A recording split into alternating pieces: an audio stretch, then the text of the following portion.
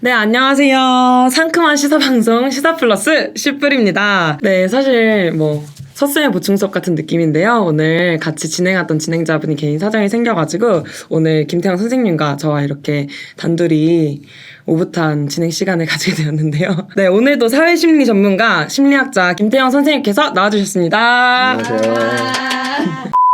네, 오늘은 조금 특별한 내용을 준비해봤는데요. 2년 전 4월 27일 남과 북의 정상이 만났죠. 그래서 곧 있으면 곧 그 역사적인 판문점 정상회담이 2주년을 맞이합니다. 그래서 오늘 저희 방송 10불에서는 북한에 대한 궁금증을 쏙쏙 해소해보는 시간을 가질 건데요. 그전 방송에서도 한번 소개해드린 적이 있죠. 이 월북하는 심리학, 이 책의 내용을 토대로 오늘 방송을 좀 진행해보려고 합니다. 책을 읽으면서 궁금한 점들이 좀 많았는데요. 사실 북한에 대한 정보를 얻는 게 사실 아직까지도 힘든 상황이잖아요. 선생님은 어떻게 이렇게 북한에 대한 정보를 속속들이 잘 아시는지 구할 수 있었는지 궁금합니다. 사실 이제 북을 연구하는 데서 가장 어려운 점은 정보가 없다는 거죠. 부족하다. 있는 정보도 엉터리 정보나 왜곡된 정보가 너무 많다. 그래서 사실 북을 연구하는 데서 지금 문제는 옳은가 그른가, 맞냐 틀리냐 하는 가치 판단 문제가 아니에요. 사실이냐 아니냐? 사실이냐 아니냐. 이게 사실 더 중요한 상황이에요. 그래서 일본에 이제 이 책에도 소개된 한반도 전문 기자, 오랫동안 한반도를 전문으로 취재해온 기자, 일본 기자가 그런 얘기를 했죠. 북과 관련해서는 한국 사회의 문제점은 가치 판단에 있지 않다. 사실 판단에 있다. 그만큼 정보가 엉터리가 많다. 이런 얘기를 했거든요.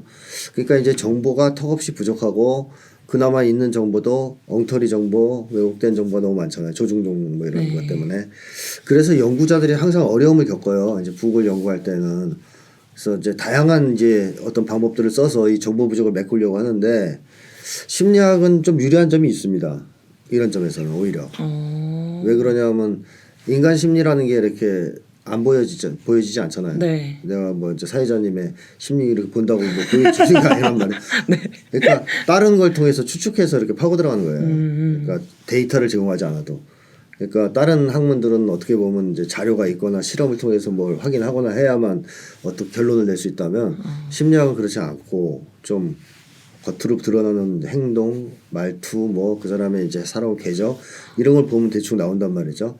그래서 유리한 측면이 있다. 정보가 부족할 때 오히려 그런 입장에서는 이제 좀 심리학이 북을 연구하는데 상당히 유용한 학문일 수도 있다고 생각하고요. 예를 들면 어떤 가정이 이제 아동학대가 의심된다라고 해보죠. 그러면 그 가정에 대해서 알려진 바가 거의 없어요. 정보가 없어요. 연구된 것도 없고.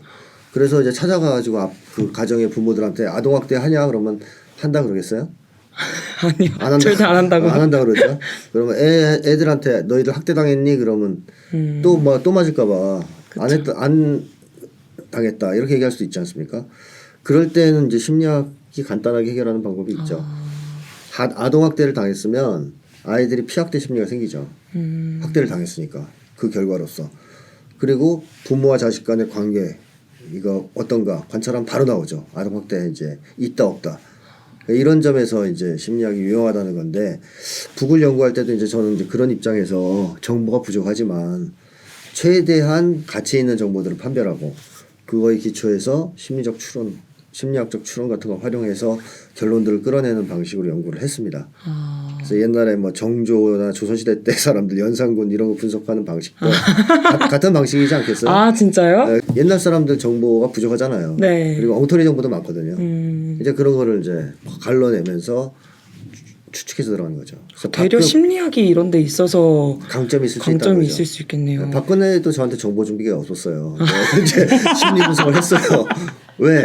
이런 드러나는 파편적인 사례 이런 걸 통해서 심리가 분석 가능해요. 그랑 비슷하게 어떤 사회에 대한 사회 심리도 통계가 많고 그럼 더 좋긴 하겠지만 그게 없어도 이제 기본적인 몇 가지 사례, 그다음에 시스템, 그다음에 제한된 어떤 정보이지만 가치 있는 정보 이런 걸 잘 활용해서 추론을 하면 정확한 과학적 결론에 도달할 수 있다 생각하고 그런 입장에서 쓴 책입니다. 아 네. 되게 의외였던 것 같아요. 왜냐면 사실 심리학이라고 하면은 뭔가 만나서 심층적으로 막 취재하고 막 약간 이래야 돼서 오히려 더 어려울 수도 있다? 이런 생각이 들었는데 선생님 말씀 들어보니까 되려 가짜인지 아닌지 이것부터 판별해야 되는 상황에서 더 심리학이 강점을 지닐 수 있다. 좀 이런 생각, 말씀이 되게 그렇다 싶은 네. 생각이 드는데요. 그래서 오늘은 좀 크게 두 가지 질문을 해볼까 해요. 그래서 사실 우리가 북한에 대해서 생각하면 북한은 독재 국가이고 가난하다 이런 이미지가 좀 있는데 사실 저희가 북한 사람을 직접 만나보거나 아니면 북한에서 나오는 뉴스를 직접 접하거나 하는 것도 아니잖아요. 그런데 이미 이런 이미지는 굉장히 확고하게 좀 세대를 가리지 않고 있단 말이죠. 그래서 이런 뭐 편견이라고 해야 될까요? 이런 편견과 적대감? 좀 이런 것들은 어디에서 생겨났는지 네. 궁금합니다. 뭐 일단 오랜 세월에 걸친 그 반공 반북 선전 이걸 일단 제껴놓고 그걸 뭐 제껴놓고 얘기한다면 그게 큰 영향을 미쳤겠지만 일단 독재라는 말을 쓰는 이유 북에 대해서 그 중에 이제 대표적인 거는 사회주의의 이론과 관련이 좀 있어요. 사회주의 이론에서 마르크스가 옛날에 프롤레타리아 독재란 말을 했잖아요. 네. 근데 이게 무슨 뜻인지 알고 계시죠? 노동자가 결국 그 네, 집단으로. 그러니까 이제 마르크스 입장은 국가라는 거는 어차피 이거는 계급 지배 도구다 이거예요. 네. 아무리 겉으로 포장을 하기에 전 국민을 위하고 뭐 이런 그걸 뭐 내세워도 본질상 특정한 계급의 이익을 대변해주기 위한 이건 계급 독재다 이거예요. 그래서 자본주의 나라들의 국가는 아무리 민주주의 외피를 써도 이건 부르주아 독재다. 자본가 계급의 독재다라고 한 거고, 근데 사회주의는 그와 반대로 이제 자본가 계급을 타도하고 무계급 사회를 실현하는 사회이기 때문에 노동자밖에 없다는 거죠. 프롤레타리아. 농민도 노동자고 다 노동자라는 거죠. 그래서 계급이 없어지면서 다 노동자가 되고 이 노동자들이 독재를 한다. 누구한테? 자본가들한테. 이게 이제 이거는 사실 비유적인 말이죠. 그러니까 부르주아 독재를 니네가 하지 않느냐 자본주의에서. 우리는 프롤레타리아 독재한 거다. 그러니까 노동자를 위해서 나머지 노동자를 반대하는 세력 혹은 뭐 이제 사회주의에서 얘기하는 적대 세력에 대해서 소수에게 대해 독재를 하는 거다 하는 의미에서 마르크스가 이제 프롤레타리아 독재란 말을 썼습니다. 그래서 사회주의 사회는 기본적으로 자본가들의 정당이라든가 이런 걸 인정하지 않아요. 네. 그러니까 이제 자본주의 나라들 입장에서는 독재다라고 이제 얘기할 수 있는 건데 사회주의 나라들 입장에서는 생각이 다르죠. 입장이 달라요. 노동자가 주인된. 그런 것도 있고 자본가들을 허용하는 거는 반동으로 봐요. 반동. 무슨 얘기냐면 이제 왕정 시대가 있었잖아요. 봉건 시대. 근데 이 봉건 시대가 서구에서 소위 시민혁명을 통해서 자본주의 국가로 전환되지 않습니까? 네. 근데 이 자본주의 국가가 됐는데 여기서 왕정 복고를 하려고 그런다. 왕정 시대를 되살리려고 한다. 혹은 뭐 노예제 시대를 되살린다 그러면 허용하겠습니까? 안 하겠죠. 안 하겠죠. 네. 여기서는 허용 안 해요. 그거는 철저하게. 왜냐하면 과거를 회귀하는 거니까. 그래서 미래지향적인 건 이제 허용하더라도 과거지향적인 건 허용을 안 하거든요. 왕정이나 노예제 같은 거.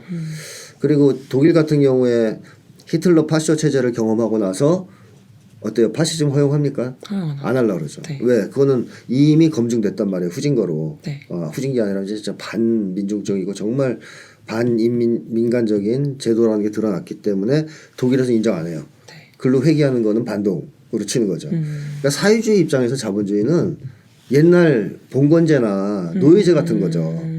자기들이 생각하기에는 사회주의 나라들 입장에서는. 그러니까 우리가 이미 그걸 극복하고 이렇게 왔는데 옛날 거 왜 허용해야 돼? 노예제 허용하라는 말과 비슷하게 들리는 거예요. 사회주의 입장에서. 그러니까 그거는 맞겠다 이거죠. 결국은 시각 차이인 거네요. 네. 그러니까 프롤레타리아 독재를 통해서 그건 맞겠다 하는 의미에서 이제 프롤레타리아 독재가 나온 건데 그거를 자본주의 시각에서 독재라고 얘기하는 것은 이제 잘못된 거라고 이제 봐야 되겠고 그 다음에 뭐 또 일당 독재다라는 말도 쓰죠. 네. 뭐 노동당 혼자 다 한다. 근데 북에 노동당만 있는 건 아닙니다. 다른 당도 있긴 있어요. 이제 세력이 미약해서 그렇지. 근데 왜 사회주의 나라들은 한 개의 당이 그렇게 클까 하는 걸 생각해 봐야 되는데 자본주의 나라들은 이해관계가 충돌하는 사회 집단이 많죠. 네. 대표적인 게 노동자와 자본가 간의 이해관계가 충돌하지 않습니까? 네. 그러면 당이 두 개 나와야 돼 일단. 자본가를 대변하는 당, 노동자를 대변하는 당. 근데 또 자영농들이 있을 수 있죠. 이 자영농들은 소자산가란 말이에요. 이 사람들 대변하는 당도 나와야죠. 또 종교도 많죠. 네. 각양각색의 이해관계를 달리하는 사회 집단이 많아요. 자본주의는. 그래서 여러 정당이 있어요. 다당제를 얘기하는 거 자꾸. 그걸 이제 다 대변해 줘야 되니까. 근데 사회주의는 어떻습니까? 사회주의는 기본적으로 자본가들이 없어요. 그다음에 이제 사적 소유 금지가 돼 있죠. 생산수단에 대한. 그러다 보니까 여기는 노동자예요, 다. 사무직 노동자든 생산직이든 다 노동자. 농민도 사실은 노동자예요, 또. 보통 이제 만약에 공유화됐다면 땅이. 그러니까 여기는 이해관계를 달리하는 사회계급이 별로 없습니다. 거의 다 통일돼 있어요, 하나로. 그러니까 쉽게 얘기하면 이제 뭐 북에서 얘기하는 인민, 우리식으로 하면 민중 이런 집단으로 통일이 된 거죠. 이해관계가 일치해 버리는 거죠. 그럼 당이 여러 개가 있어야 됩니까? 아니요, 대변한 하나의 이 집단을 대변하는 당이 하나가 이제 크게 나오겠죠. 그게 이제 공산당이든 노동당이든 뭐 이름을 뭐라고 붙이든 그 당이 거의 사회를 리드하는 거죠. 왜냐, 거의 다 99%는 그런 사람들이니까 이런 사람들을 대변하는 당 하나만 있으면 되는 거죠. 근데 이제 자본주의 나라들은 딴 당도 있어야 된다. 이제 이건데, 그러니까 자본가 계급 정당 있어야 된다 이렇게 생각하는 건데 자본가 계급이 없기 때문에 그런 정당이 나올 수도 없고 그 나오는 걸 허용하려고도 안 한다는 거죠. 왜냐하면 그거는 사회주의 나라들 입장에서는 과거로 복귀하는 거니까 반혁명이고 반동이고 뭐 마치 이제 노예제 부활과 비슷한 거라고 생각하니까 그래서 이제 독재라고 얘기하는 거예요. 근데 사실은 그런 의미에서 본다면 자본주의적 시각이지 그거는. 그쵸. 뭐 독재라고 얘기할 수는 없다. 독재라는 것은 전체 국민들의 의사에 반해서 한 개인이든 특수한 어떤 집단, 특권층이든 이런 사람들이 자기들의 이익을 실현하려고 포갑 정치를 하는 걸 독재라고 하는 거 아니겠습니까? 근데 그럴 경우에만 써야지 그냥 플로레타리아 독재라는 걸 표방했다. 혹은 뭐 노동당이 다수다. 그거 말고 딴 당은 별 볼 일 없다. 이래서 독재라고 말할 수는 없다고 생각해요. 그래서 이런 점에서 이제 그 오해가 있는 거고. 그다음에 이제 가난하다라는 것은 보통 그 이미지는 고난행군 때문에 생긴 거죠. 북쪽이 80년대 초중반까지는 우리보다 잘 살았단 말이에요. 책에서도 얘기했고 많은 이제 자료들이 이미 나와 있지만 그때는 자본주의 쪽의 통계, 사회주의 쪽에 불리한 통계를 써도 북이 잘 살았어요. 그 당시에는. 그러니까 그때는 가난하단 말을 사실 못해야 되는데 그래도 했거든. 그때도 거지가 산다고 계속 국민들한테 거짓말 했거든요. 근데 이제 오히려 납북됐던 어부 이런 사람들은 가서 보면 쇼크 먹고 왔죠. 너무 잘 살아서. 그래가지고 걷다 와서 이제 참지 못하고 사실 거기 가보니까 잘 살더라 이래서 이제 잡혀가잖아요. 네. 그게 그 유명한 막걸리 보안법 뭐 이런 건데 막걸리 먹다가 한 잔 먹다가 흥분해가지고 내가 갔다 왔을 때 그런데 죄송히 간첩단으로도 몰리고 막. 네, 어쨌든 그 당시에는 그렇게 북이 잘 살았는데 사회주의 진영이 붕괴하면서 소련과 동구 사회주의를 중심으로 해서 사회주의권이 다 일거에 이제 80년대 후반부터 무너지잖아요. 네. 그러면서 최종적으로 91년에 이제 소련도 붕괴되고 이러면서 북은 이제 고립되죠. 그리고 뭐 자연재해 겹치고 뭐 이런 여러 가지 악조건이 거치면서 고난의 행군이 시작되고 고난의 행군 때 이제 탈북자 나오기 시작합니다. 그 전까지는 탈북자 없었죠 거의. 중국보다 잘 살았는데 뭐. 그래서 중국에서 북에 가가지고 뭐 물건 사고 그랬다 그래요. 아 진짜요? 그때는 중국은 못 살았거든요. 아. 중국이 잘 살기 시작한 거는 한 80년대 개혁 개방 추진하면서 이렇게 올라간 거고 자본주의를 추진하면서 그 전까지는 북이 훨씬 잘 살았습니다. 그러니까 중국하고 북쪽을 비교해봐도. 그러니까 이제 남과 북과 뭐 중국 비교해봐도 괜찮았단 말이야. 고난의 행군 때 급격하게 경제가 이제 무너지기 시작하고 거기에 이제 포위 압박 들어오고 이러면서 이제 탈북자가 쏟아져 나오고 그러니까 한국 사람들은 이제 그때만 생각하는 거죠. 식량난이 심각하고 뭐 탈북자가 막 쏟아져 나오고 국가가 뭐 이제 333이라고 이쪽에서 그랬잖아요. 3일 안에 무너지든 뭐 3주 안에 무너지든 3달 안에 무너지든 무너질 거다. 붕괴론. 붕괴론. 그게 이제 유행했던 시절인데 그 시절은 북쪽 사람들도 뭐 아주 처참했던 시절로 기억하고 있죠. 근데 이제 고난의 행군이 그래서 북을 망가뜨려서 이제 완전히 파멸해서 거지 국가가 됐느냐면 그건 아니에요. 지금 나오는 자료들에 의하면 2005년도부터는 조금씩 정상화되기 시작하고 2010년을 분기점으로 하면서부터는 경제가 상당히 좋아졌거든요. 그래서 최근에는 사진들 보시면 아시겠지만 이 사람들 사는 게 벌써 사진으로 봐도 네. 확실히 달라졌지 않습니까? 신도시 온 줄 알았어요. 서울에 무슨. 그렇죠.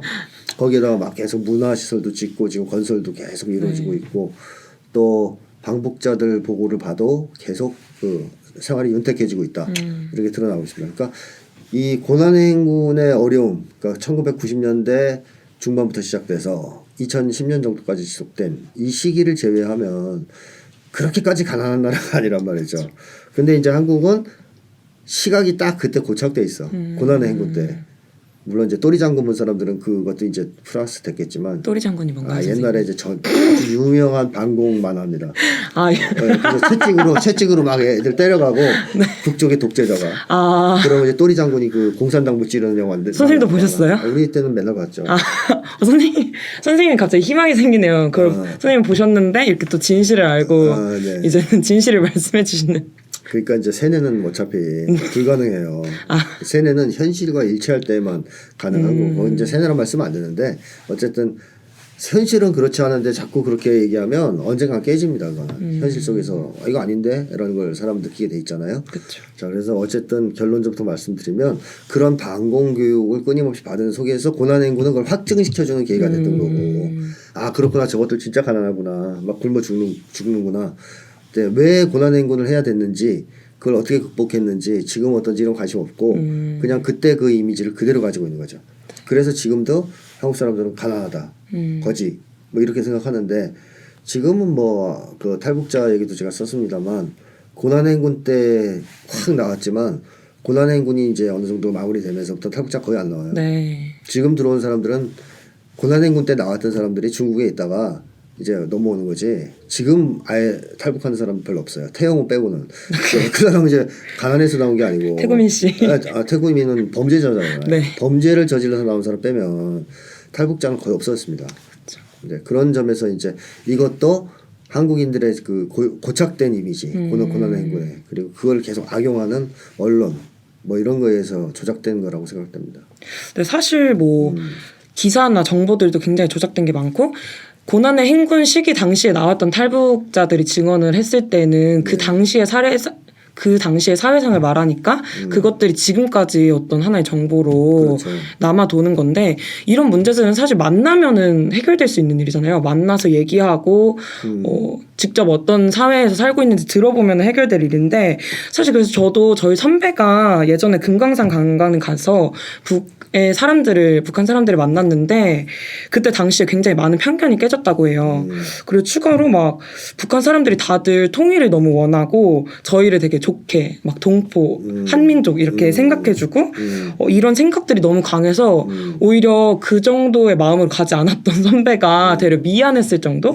이런 정도라고 했거든요. 그래서 북한 사람들도 저희랑 좀 뭐랄까 비슷하게 각자 사회에 대한 오해와 편견을 좀 가지고 있거나 아니면 저희가 느끼는 것처럼 적대감 이런 것들을 가지고 있을 거라 생각했는데 사실은 그렇지 않나 봐요. 네, 남쪽 사람들은 과거부터 이제 북쪽 사람들에 대해서 거의 악마라는 교육을 받아왔어요. 우리 세대는 그렇습니다. 머리에 뿔 달리고 막 털 나고 뭐 있잖아요. 악마의 두 번째 형상. 세대 차이를 네. 느끼는. 우리 때는 방공 포스터 다 그래요. 그런 털 나고 뿔 달린 괴물. 어릴 때부터 그렇게 해가지고 우리 세대는 옛날에 진짜 북쪽 사람들이 다 뿔이 있는 줄 알았다라고 얘기하는 사람까지 있었어요. 그래서 80년대 북을 갔다 와서 방북기를 낸 황석영이라는 소설가가 제목을 뭐라고 붙였냐면 사람이 살고 있었네. 그러니까 지극히 당연한 얘기가. 그러니까 그전에는 사람이 안 사는 줄 알았다는 거예요. 그 정도의 교육을 받아왔단 말이에요. 근데 이제 그 뒤로는 이제 가난한 나라, 뭐 굶어 죽는 나라, 뭐 등등 이렇게 하면서 북 전체를 폄하하는 듯한 이런 이제 태도. 그 전까지는 뿔 달린 놈들이 호시탐탐 남을 쳐들어와서 적화통일하려고 한다. 북쪽 사람들도 무찔러야 된다. 무찔르자 북한 뭐 이런 거의 분위기로 고취했잖아요. 멸공, 네. 승공 뭐 이러면서. 근데 이제 지금은 그런 정도는 아니지만 가난한 새끼들, 거지들 이러면서 혐오를 고취하는 분위기예요. 근데 어쨌든 남쪽은 그런 식으로 하면서 북쪽 사회 전체 그러니까 보통 사람들까지도 약간 적대시하도록 유도해 왔지 않습니까? 네. 근데 이제 북쪽은 그런 교육을 안 했죠. 이제 자료들을 보면 북쪽은 기본적으로 적을 누구로 보냐면 미국으로 봐요. 미국. 그 북쪽의 탱크들 혹시 보셨어요? 사진들? 옛날에 막 탱크들 행진하는 거 뭐 앞에 뭐 구호가 써 있어 다. 미제 침략자들을 소멸하란가?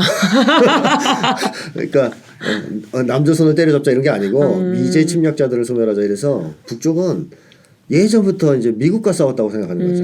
한국 전쟁 때도 미국과 싸웠다고 생각하는 거고. 그래서 해방 전쟁이라고. 네, 조해방 전쟁이라고 생각하는 거죠. 그리고 이제 미국이 주적이라고 생각해요. 계속 미국과 싸워왔으니까.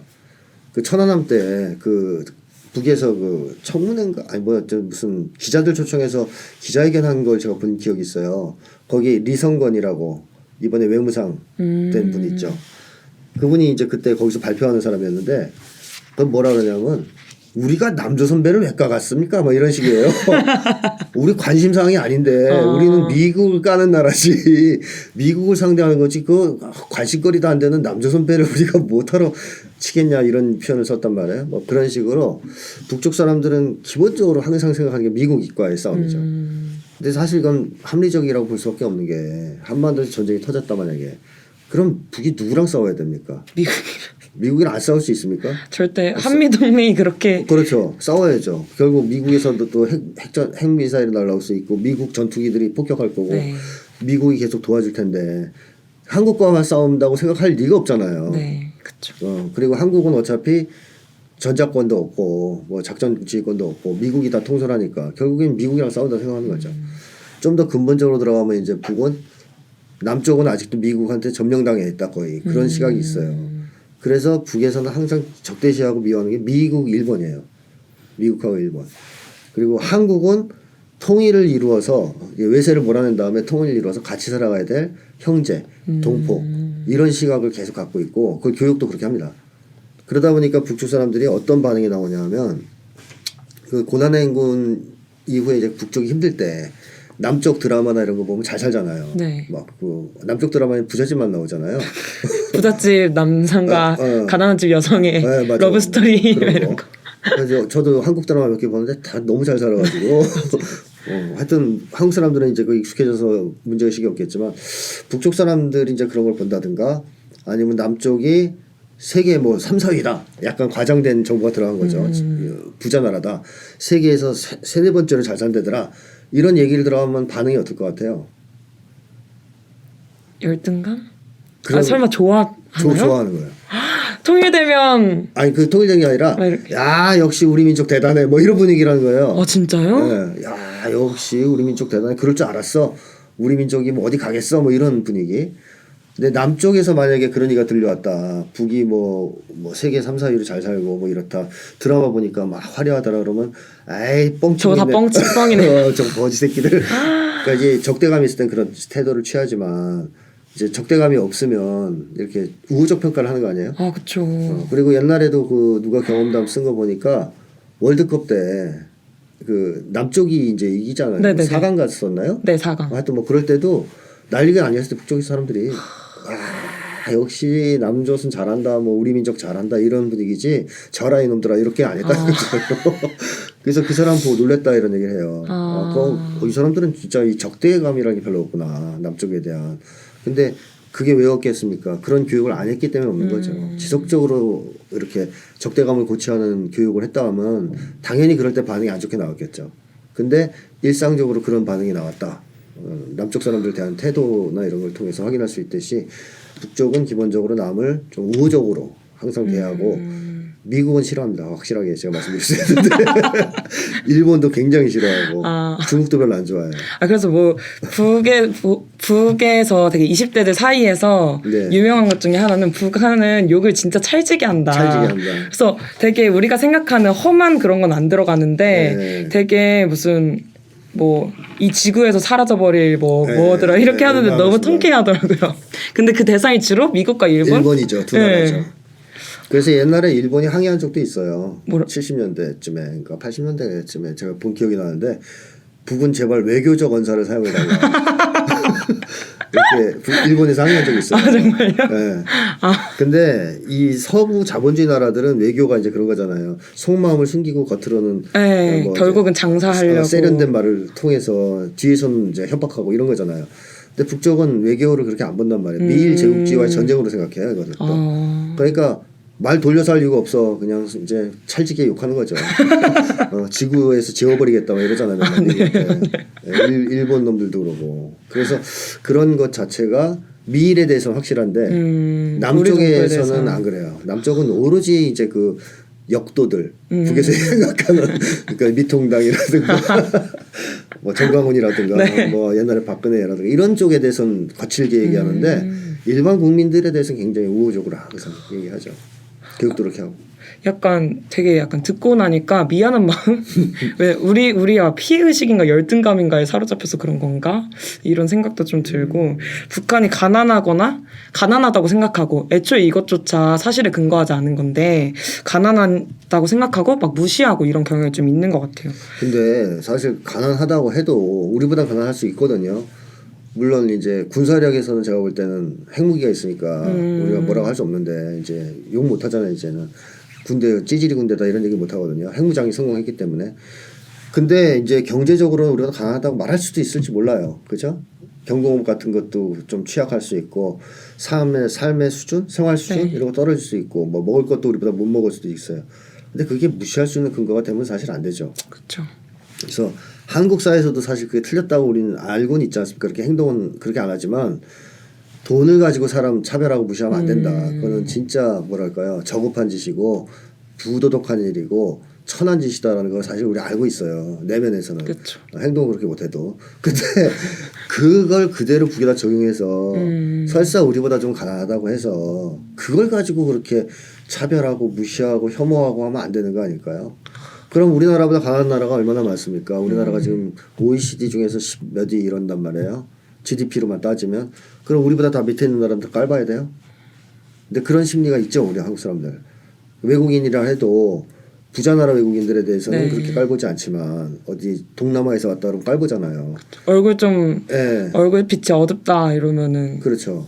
그래서 흑인들한테 어려운 거 아니에요. 나이지리아에서 왔는지 미국에서 왔는지 모르기 때문에 깔볼지 이렇게. 그냥 하여튼 그런 것의 태도, 돈이 없다 가난하다라고 해서 무시하고 깔보는 태도는 제가 볼 때는 한국 사회의 문제점을 보여주는 현상이지 절대로 긍정할 수 있는 현상은 아니다. 설사 그게 사실을 하더라도 그런 거고 뭐 말씀드린 대로 그 고난의 인군 시절만큼 힘들고 가난하진 않다. 뭐 이런 거죠. 사실 우리나라가 자본주의 사회고 말씀하신 것처럼 돈에 일희일비하고 또 돈으로 사람 갑질하고 이런 사회다 보니까 북한을 바라보는 시선에서도 그런 게 그대로 적용되는 것 같아요. 근데 좀 궁금하기도 한 게 어쨌든 뭐 우리나라에는 그런 게 있잖아요. 흑수저, 은수저, 금수저, 뭐 계급이 없다 막 이러지만 사실은 돈으로 다 이렇게 계급처럼 나눠져 있는데 북한에도 약간 이렇게 돈이든지 또 어떤 기준이든지 좀 계급을 나눈 좀 이런 말이 용어가 있을까 좀 궁금해요. 일단 말이죠. 한국은 이런 말이 왜 나왔을까를 생각해 봐야 되거든요. 그러니까 젊은이들이 이제 만든 말이란 말이에요. 흑수저, 은수저, 금수저. 근데 생활 체험을 통해서 만든 거예요, 사실은. 그러니까 오늘날 한국의 자본주의를 세습 자본주의라 그러죠. 보통 세습 자본주의. 그러니까 세습되는 자본주의. 네. 그러니까 이게 흑수저, 은수저, 금수저가 나오는 거고 그다음에 돈과 빽이 통하는 사회니까 이제 또 좌우지우지하는 사회니까 이제 이런 말이 나온 건데 이게 아이들 입장에서는 한국 사회를 정확하게 대변하는 뭐랄까요 심리를 가지고 있다. 다시 말하면 그 사회가 어떤 사회인지는 초등학생 보면 안다. 전 그렇게 생각해요. 이 초등학생 유년기 시절은 모방성이 제일 강한 시기입니다. 초등학교 그러니까 아동기나 유년기 때 아이들은 가치 판단 없이 모방해요. 어른들에 대해서. 어른들이 잘했냐 못했냐 판단할 수 있는 능력이 없잖아요. 네. 근데 어른은 항상 롤 모델이란 말이에요. 그러니까 계속 모방을 해. 그래서 초등학생들은 보통 어른들의 세계를 그냥 가감 없이 모방하거든요. 그래서 초등학교 풍경을 보면 대략 그 나라가 어느 정도의 수준에 도달했는지를 알 수 있는데 요즘 초등학생들 보면 기사 보셨는지 모르겠는데 친구들 그 놀리는 말들이 있어요. 200충, 300충. 200만 원 받는 벌레, 300만 원 받는 벌레. 그 아버지 얘기죠. 그리고 무슨 반지하 막 이런 것도 네, 있다고. 월거, 월세 사는 거지. 전거, 전세 사는 거지. 휴거, 휴먼시아 사는 거지. 휴먼시아가 이제 그 정부 공사, 네, 뭐 아파트. 토지공사 거기서 지은 아파트가 휴먼시아래요. 휴거. 그다음에 하여튼 그런 말들이 엄청나요. 제가 기억을 다 못할 정도로. 상상을 초월하네요. 그러니까 초등학교 아이들이 그렇게 친구들을 놀리는 거예요. 니네 아버지 200 받지, 300 받지, 뭐 이런 식으로 300충, 200충.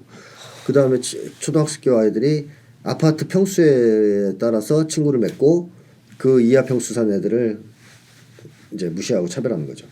이런 풍경이 초등학교에서 벌어진단 말이에요. 얘를 그 뭐 어디서 배웠겠습니까? 그걸 다 어른들 보고 그냥 하는 거죠. 모방하는 거죠. 그래서 한국 사회가 심각하게 이 차별이 심한 사회다. 그리고 차별의 기준이 돈이라는 거죠. 돈. 그래서 한국 사회는 뭐 위계 사회, 서열 사회라고 볼 수 있습니다. 피라미드가 있으면 층층이 이렇게 위계가 지어져 있는. 그러니까 이제 흙수저, 금수저, 은수저 그걸 세 개로 나누는 거죠. 이런 사회가 된 것은 이제 한국이 이제 돈이 모든 걸 좌우하기 때문에 이제 이렇게 된 거 아니겠어요? 다시 말하면 불평등 수준이 너무 커지면서 돈이 사람들의 삶을 좌우하게 되면서 생긴 현상이에요. 그러니까 한국 사람들은 돈 없으면 심각하게 고통을 겪거든요. 불안해지고. 근데 뭐가 문제가 될 것 같아요? 돈 없으면 제일 걱정되는 게 뭘까요? 한국 사람들한테. 돈 없으면 기본적으로 의식주가 해결이 안 돼. 그렇죠. 이제 죽는 거죠. 네. 이게 생존이 불가능하죠. 그래서 돈 없으면 생존 불안을 경험하죠, 다들. 그리고 돈이 있어도 그건 항상 걱정이에요. 있다가 없어질 수가 있기 때문에 돈이. 그래서 생존 불안이 첫째란 말이죠. 근데 또 한 가지 생각해 볼 거는 생존 불안이 별로 없는 사람들도 돈에 집착하기 마찬가지 아니에요? 그렇죠. 강남에 사는 사람들 돈 많잖아요. 네. 생존 불안 없잖아요. 근데 더 벌려고 막 발악을 하잖아요. 왜 그럴까요, 그건? 어떤 불안 때문에 그럴까요? 무시당할까봐. 그렇죠. 그게 존중 불안이에요. 제가 얘기하는. 그러니까 사회학자들은 그걸 지위 불안이라고도 표현하는데, 그러니까 서열 사회나 위계 사회에서 더 낮은 지위에 있으면 어떤 대접을 받습니까? 차별, 무시 이런 걸 경험하잖아요. 경멸. 그러니까 올라가려는 거죠. 길을 쓰고 위로 올라가야 그걸 덜 당하니까. 그래서 이제 지위 불안, 지위가 낮으면 느끼는 불안을 사회학자들은 지위 불안이라고 부르는데 저는 이제 본질적으로 더 올라가려고 하는 이유가 더 존중받기 위해서 그런다고 생각해요. 더 낮으면 존중을 못 받으니까. 그래서 존중 불안이라고 표현하는 거고 어쨌든 뭐로 표현을 하든 간에 돈이 없으면 그걸 경험하죠. 무시당할지도 모른다는 두려움. 그러니까 있는 사람들도 멈출 수가 없어요. 그러니까 레이스를 멈출 수가 없어요. 어느 정도 이제 먹고 살 수 있게 됐다. 그럼 나 이제 편안하게 돈 생각 안 하고 돈 더 벌 필요 없으니까 그냥 살래. 이렇게 안 돼요. 물론 이제 추락하기 할지도 모른다는 생존 불안도 있지만 올라가려는 거죠. 한 계단이라도 더 올라가야 목에 힘 좀 주고 존중도 받을 수 있고 만약에 그 미치면 황교안한테 무시당할 수도 있잖아요. 황교안보다 높이 올라가야 황교안을 무시하면 살 거 아니에요. 네. 뭐 이렇게 되면서 얽혀 있는 거죠 사회가. 그래서 아이들도 주르륵 위계를 나누는 거 아니에요. 대학생들도 위계를 나눠요. 학교에 따라서. 막 그런 분위기가 사회에 팽배해져 있습니다. 그러니까 한국 사회는 결국 그런 의미에서는 돈이 지배하는 사회인 거죠. 돈이 없으면 생존 불안도 겪어야 되고 존중 불안도 겪어야 되고 둘 중에 하나라도 없으면 좋겠는데 둘 다 있단 말이에요. 그러니까 이제 돈에 대한 집착이 심할 수밖에 없고 돈을 중심으로 모든 걸 바라볼 수밖에 없고 사람의 가치나 위계도 돈으로 매기고 여기에 따라서 사람이 서로를 차별하고 무시하는 풍조가 만연해진 거죠. 자, 그러면 이제 본격적으로 북쪽 얘기를 해보면 북쪽의 초등학교 가면 아이들이 그런 현상이 있을까요? 200충, 뭐 300충, 월거 뭐 이런 거 있을까요? 월거, 뭐 전거 이런 말이 아예 없을 것 같은데요. 그렇죠, 아예 없죠. 거기는 공급해주는 주택을 주거해서 주니까. 네. 그러니까 아이들이 뭐 여러 가지 면에서 그런 돈과 관련돼서 뭐 관심도 별로 없지만 그 돈과 관련해서 차별하고 무시하는 상황은 당연히 이제 포착되지 않고 전혀 유일하게 한 가지 부모들을 얘기를 할 때 조금 부끄러워하고 자랑스러워하고 이런 거 있잖아요. 그건 있대요. 그건 뭐겠습니까? 독립 유공자 그런 이런 것도 것들. 포함되겠는데 당원. 당원이냐 지금 아니냐. 당원. 그러니까 노동당원이 아니냐. 그러니까 너희 아빠는 당원이냐 그러면 나 우리 아빠 당원이야 이런 거 좀 있대요. 당원이 아니들은 이런 거 있고. 그러니까 그거 정도의 차이는 있는데 직업을 가지고 예를 들어서 너희 엄마가 뭐 청소하시냐 그러면 뭐 이런 건 없다는 거죠. 전혀 그런 분위기는.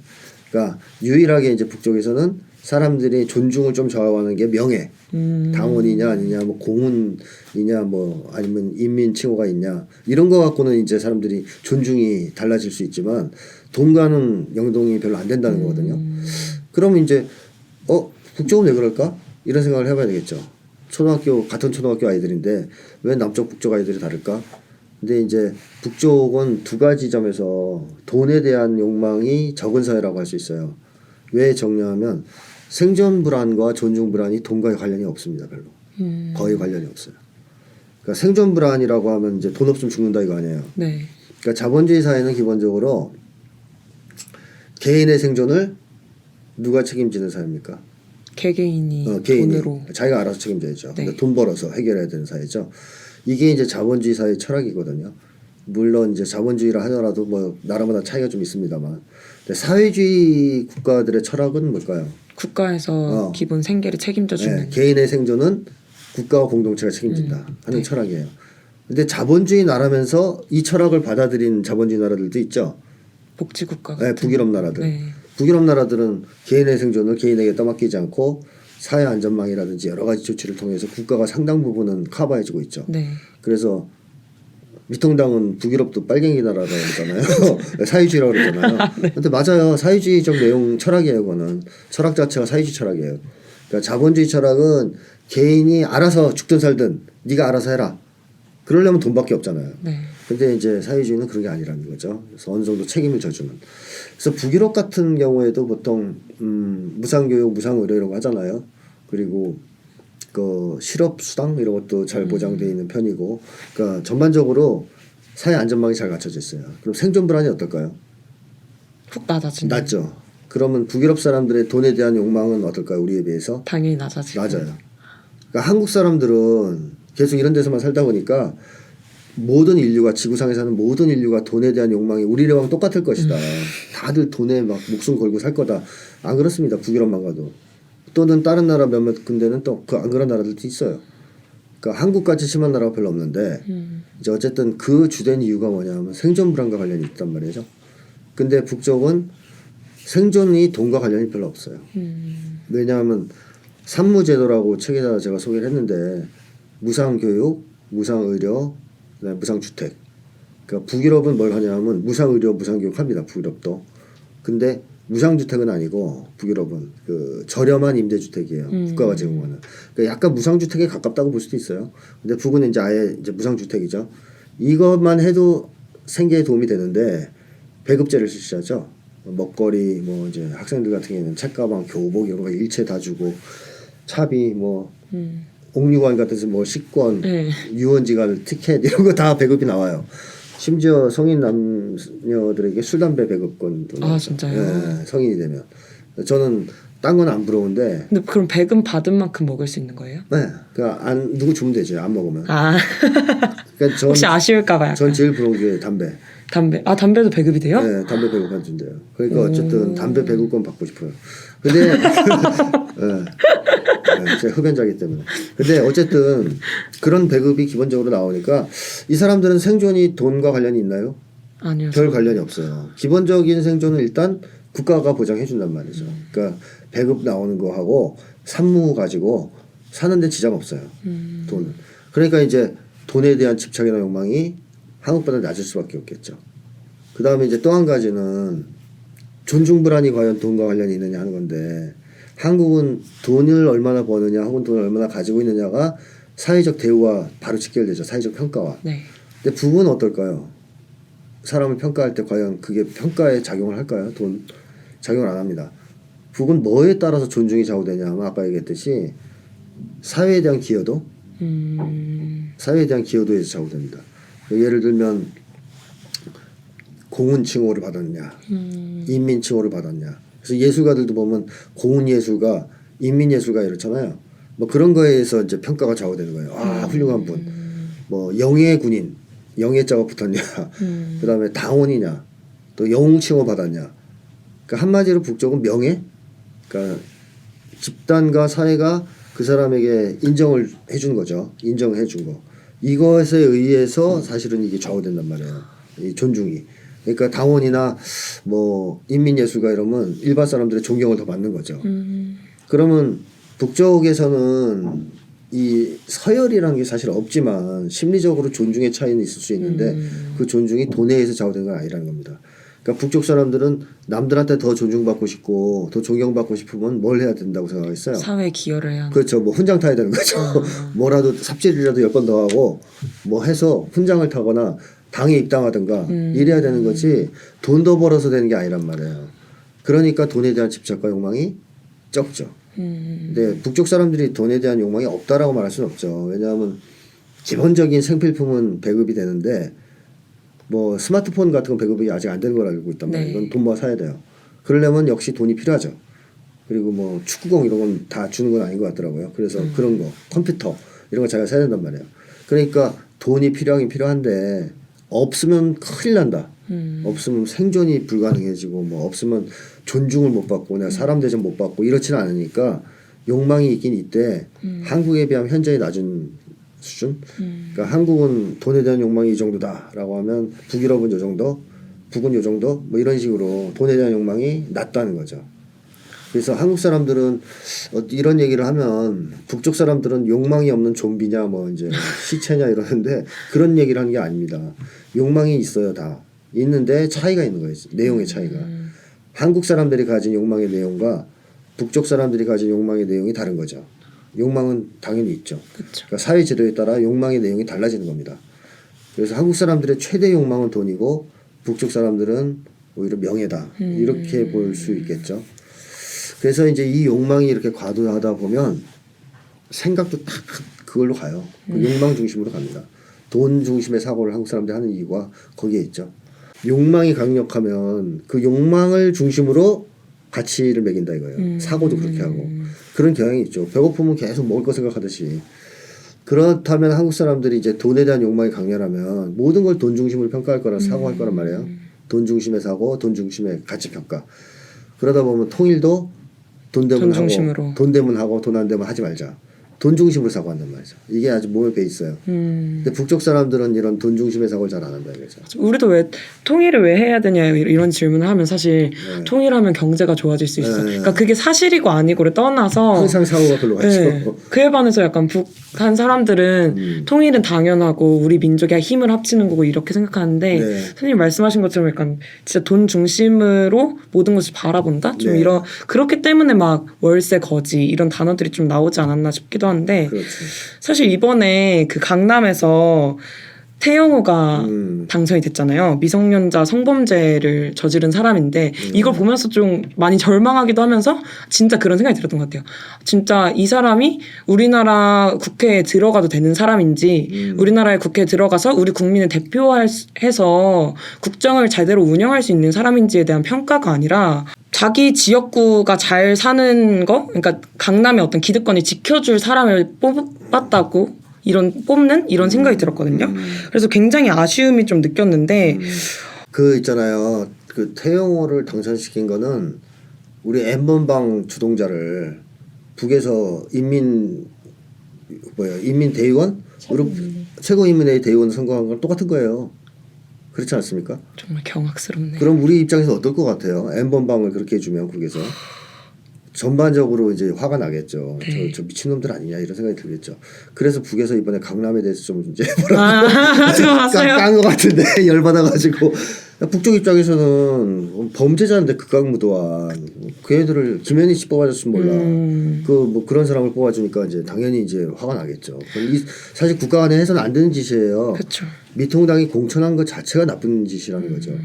예를 들어 미국에서 사람 죽이고 우리나라에 왔다. 근데 미통당이 공천했다. 미국이랑 관계가 어떻게 되겠습니까? 안 좋아지겠죠.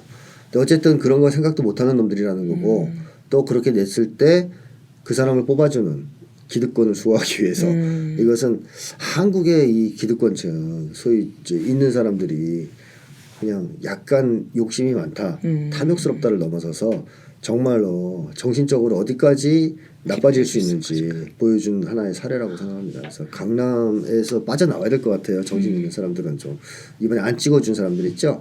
그분들은 빨리 강남에서 빠져나와서 그럼 북한 사람들이 추구하는 가치는 사실 뭐 이런 자기의 돈이나 이런 자기 기득권이나 이런 게 아니라 정말 말씀하신 것처럼 명예 이런 거를 추구한다고 말씀하신 거잖아요. 네. 사람이 가지고 있는 기본적인 어떤 요구나 욕망 같은 게 있습니다. 인간이라면 다 가지는 대표적인 것 중에 하나가 인정욕구 같은 거죠. 그러니까 인간으로서 인정욕구를 가지고 있지 않은 사람 있을까요? 없습니다. 그게 만약에 없다면 그 사람은 이미 사회 속에서 살아가기를 포기한 사람이에요. 그러니까 누구나 다 있어요. 인간은 사회적 존재고 사회 관계 속에 살아가기를 원해요. 그럼 타인으로부터 인정을 당연히 바라죠. 바라지 않겠습니까? 그 인정을 받아야 표도 얻어서 국회의원도 될 수 있는 거 아니에요. 막 그런 식으로 인정 욕구는 다 있단 말이에요. 남이나 북이나 다 있을 거라고 사람이면. 네. 근데 근데 이 욕구가 사회 제도가 어떠냐에 따라서 달리 표현될 수 있습니다. 그러니까 자, 남쪽에서는 인정 욕구가 어떻게 표현되겠어요? 뭐에 대한 욕망으로 표현될까요? 돈에 대한 욕망. 왜? 돈이 더 많아야 인정을 더 많이 받고 존중도 더 많이 받을 수 있으니까. 그러니까 인정 욕구가 주로 한국에서는 뭐로 나가냐면 돈에 대한 욕심으로 귀착돼요. 근데 북에서는 인정 욕구가 있단 말이에요. 그 사람들도. 근데 뭘 해야 인정을 더 받아요? 국가에 기여를 그렇죠. 훈장 받아야 명예를 얻어야 된단 말이에요. 그러니까 여기서는 돈에 대한 욕망으로 이렇게 표현되는 게 아니고 뭐로 나가냐면 어떻게 하면 명예를 얻을까? 뭐 명예욕이라고 해도 되고 아니면 이제 좀 더 정확하게 얘기하면 어떻게 하면 내가 집단에 더 많은 기여를 해서 사회적 인정을 받을까? 존중을 받을까? 이런 쪽으로 욕망이 표현되는 거죠. 이건 이제 사회 제도가 다르기 때문에 각기 욕망이 다른 방식으로 가는 거예요. 똑같은 욕망이라 할지라도. 그래서 인간이 가지고 있는 욕망은 기본적으로 다 있다라고 봐야 되고 이게 사회 제도에 따라서 다르게 표현되고 있다 이렇게 보는 게 맞죠. 그래서 북쪽은 기본적으로 제가 볼 땐 명예 사회라고 봅니다. 명예를 가장 중시하는. 그래서 북에 가보면 그 지하철 이런 데도 보면 좌석 하나가 따로 있어요. 영예 군인석. 영예 군인들을 위한 자리가 따로 있습니다. 그러니까 우리 노인석은 있잖아요. 거기 노인석은 네. 없어요. 그러니까 아무나 할머니들이 타면 다 양반이니까 그거는 따로 안 만들거든요. 노인은 좀 공경하는 사회란 말이에요. 우리랑 달리. 우리는 노인석 없으면 양보를 잘 안 하잖아요. 네. 근데 거기는 노인은 그렇게 양보를 해주니까 특별히 문제가 없고 영예 군인석은 영예 군인이라는 걸 모르잖아요. 그러니까 이제 그걸 만들어 놓은 거죠.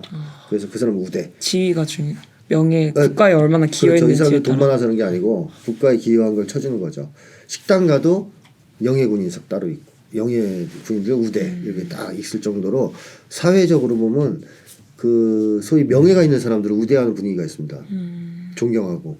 그러니까 이제 북쪽 사람들은 인정 욕구를 충족시키려면 어떻게 해서든 그런 명예를 얻고 또 사회적 존경을 받을 만한 일을 해내야 되는 것이죠. 한국처럼 돈을 많이 벌어야 되는 게 아니고 그런 일을 해내야만 되기 때문에 사회 자체가 움직이는 동기, 동력 이런 게 다르죠. 한국은 거의 이제 돈을 벌겠다 하는 동기로 귀착돼요. 뭐 직장에서 일을 하든 또 성공을 하고 출세를 하고 뭐 지위 상승을 하려고 하든 다 돈이잖아요 이게. 네. 근데 북쪽은 그렇지 않다는 거죠. 돈에 대한 동기는 취약하고 오히려 명예 내지는 이제 뭐 집단의 헌신 이런 동기가 더 강력한 사회다. 이렇게 말씀드릴 수 있을 것 같습니다. 근데 선생님 저 따로 좀 궁금했던 게 이번에 강남에서 태영호가 당선되고 난 뒤에 그 청원에도 그런 청원이 올라왔잖아요. 뭐 세터민 비율 의무화하라 이렇게 약간 조롱 섞인. 근데 사실 이게 태영호에 대한 어떤 그리고 그 사람을 뽑은 강남 구민에 대한 조롱이 될 수도 있는데 사실 북한에 대해서 이렇게 크게 잡아가지고 조롱하거나 이렇게 비춰질 수 있다는 지적도 있는 걸로 알고 있는데 이거에 대해서 좀 어떻게 생각하시는지. 태영화가 문제가 되는 거는 그 사람이 탈북자라서 문제가 되는 게 아니에요. 제가 아까 말씀드렸지만 범죄자라서 문제가 되는 거죠. 그러니까 범죄자를 뽑아주면 안 되잖아요. 아무리 우리가 맛이 갔어도 그런 짓은 하면 안 되는 거거든. 그러니까 그냥 탈북자고 정상적으로 사는 사람이라면 뽑아줘도 돼요. 뭐 문제 되겠습니까? 그것 가지고. 그래서 좀 분리해서 생각을 해보자는 거죠. 태영호를 공천하고 뽑아준 행위를 우리가 비판하는 것은 그가 범죄자이기 때문에 극악무도한 그런 거기 때문에 비판하는 거지 북쪽 사람이라서 그런 건 아니라는 거죠. 그래서 한국인이 한국 사회에 만연해 있는 북에 대한 혐오 이게 이번에 이제 그냥 같이 더 씌워지면서 되는데 그거는 제가 볼 때는 좋은 방식은 아니라고 생각하고 분리해야 된다 엄격하게. 그래서 탈북자 중에서도 한국에서 활동 잘하는 사람들 이런 사람들은 뭐 국회의원 돼도 상관없습니다. 대통령 돼도 돼요. 근데 태영은 안 돼요. 범죄자기 때문에. 네, 범죄자니까. 네. N번방 최고인민회의에 들어간 N번방 사람이라니 그렇게 비유해 주시니까 북에서는 N번보다 더한 범죄예요. 미성년자 강간 사형입니다. 북쪽에서. 걔는 북쪽에서 사형당했을 애예요. 그러니까 우리 식으로 하면 N번보다 더한 놈이죠. 선생님께서 말씀해주신 것처럼 이 사회에서 개인이 가지고 있는 욕망을 풀어내는 시스템이 어떻게 다른가? 이런 거에 따라서 정말 사회가 완전히 달라질 수 있고 개인의 어떤 행동이나 이런 것들도 굉장히 달라질 수 있다는 생각이 좀 많이 드는데 결국 우리가 북한이 좀 가난하다고 무시하고 이런 것들은 대한민국이 돈에 미친 사회라서 그렇다. 돈에 따라서 어떤 생존 불안이나 존중 불안이 돈에 흔들리기 때문에 우리 역시 그런 시선을 가지고 북을 바라보기 때문에 그런 문제가 발생하는 게 아닌가라는 생각이 들었는데요. 과연 좀 누가 정말 인간이기 때문에 존중받는 사회인지 어느 나라가 인간이라는 이유로서 존중받을 수 있는 사회인지 그래서 누가 더 행복할지 좀 이런 고민들이 들게 되는 시간이었던 것 같습니다. 그래서 통일을 해야 한다 이렇게 이야기들을 많이 하지만 여전히 통일하면 잘 산다. 통일을 하면 뭐 돈을 얼마나 더 벌 것이다. 이런 경제적인 이득 중심으로만 사고했던 것들이 좀 반성이 되면서 남과 북이 통일을 하는데 조금 더 이런 차이를 인정하고 존중하면서도 어떻게 같이 발전해 나갈까 이런 좀 고민을 해야겠다는 생각이 드는데요. 내용이 굉장히 흥미진진하고 아직 이 월북하는 심리학에 더 많은 이야기가 담겨 있는데 좀 더 풀어내고 싶어서 잠시 후 좀 2부에서도 관련해서 이야기를 좀 진행해 보는 걸로 하겠습니다. 네, 그러면 1부는 이렇게 마무리하고 또 2부에서 마저 뵙도록 하겠습니다. 네.